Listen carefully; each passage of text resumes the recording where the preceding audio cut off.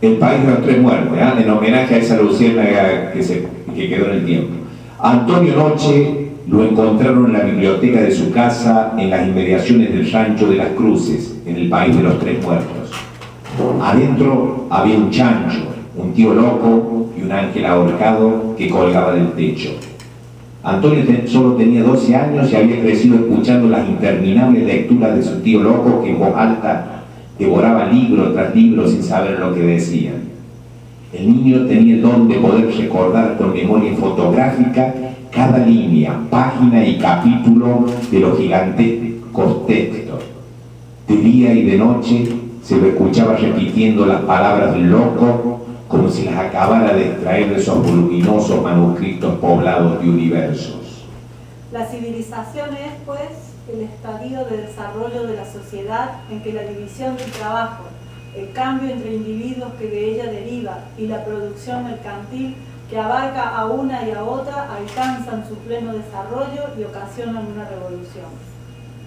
Cuando los soldados lo descubrieron, Antonio Noche casi había terminado de comerse al ángel y estaba preparando la soga para su propia horca, pero su destino cambió de la muerte a otra muerte. Al chancho los guerreros lo quemaron vivo y al tío loco lo mataron a golpes y lo tiraron en un pozo en donde en menos de un día lo comieron hormigas coloradas. Al principio Antonio también lo estaban por matar, pero cuando un soldado escuchó los versos que Antonio Noche estaba reproduciendo en su mundo de palabras sin sentido, lo llevó ante el jefe. He renacido muchas veces desde el fondo de estrellas derrotadas, reconstruyendo el hilo de las eternidades que poblé con mis manos, y ahora voy a morir sin nada más, con tierra sobre mi cuerpo destinado a ser tierra. Nadie sabe con certeza cómo, de ser rescatado, Antonio pasó a ser el jefe de la banda militar, pero la cuestión es que su nombre comenzó a hacerse famoso en el país de los tres muertos por la crueldad con que arrasaba las poblaciones enemigas, mientras al mejor estilo de Nerón recitaba sus textos espaciales. En un hecho que los pobladores de la región narraban con horror, se decía que Antonio Noche había degollado al bebé rosado de una familia campesina a la que se acusaba de haber colaborado con el enemigo. Ante los padres de piedra, había desgarrado con sus propias manos los ojos y las mejillas de la criatura y se la había comido cruda.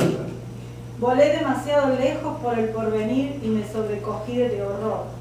Cuando miré en torno a mí, me encontré con que el tiempo era mi único contemporáneo.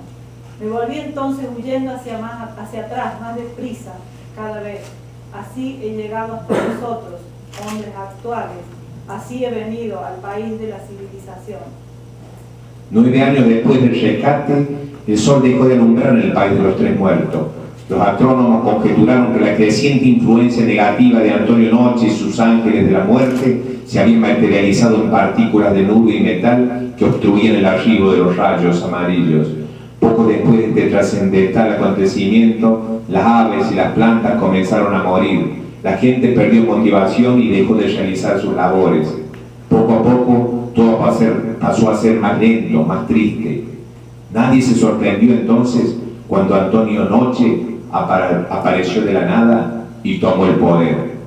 Raskolnikov golpeó de nuevo con el hacha y aún una tercera vez en plena nuca de la vieja.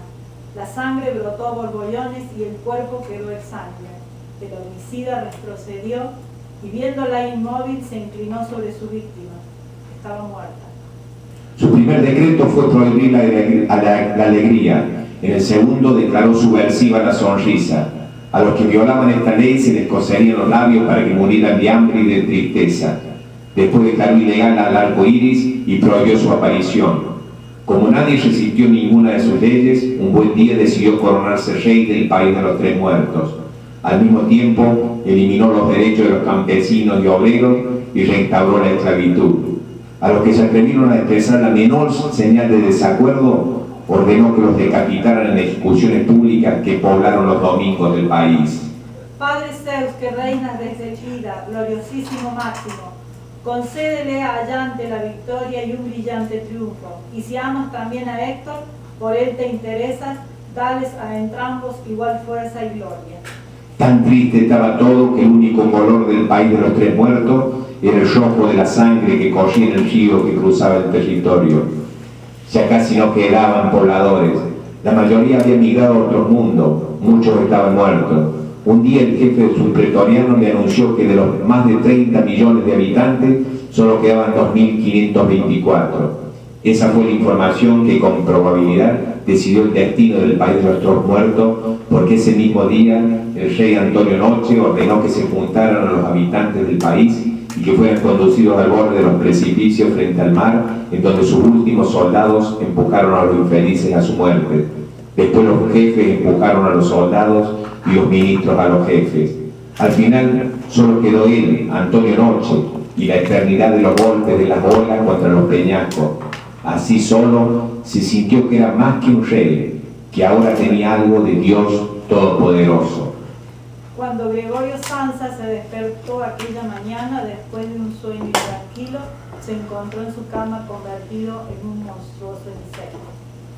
Tardó 3 unidades de la noche en llegar a esa región de su infancia, en donde entre las ruinas de su pasado todavía había sombras imprecisas de un ángel ahorcado. Allí fue donde se sentó a repetir sus alocadas memorizaciones de escritores que jamás le interesaron, a navegar en la sangre de una cultura a la que nunca comprendió. De a poco terminó comiéndose los últimos pedazos de la sombra del ángel ahorcado y se disolvió en esa noche eterna que él, en tiempos de gloria, había ayudado a crear.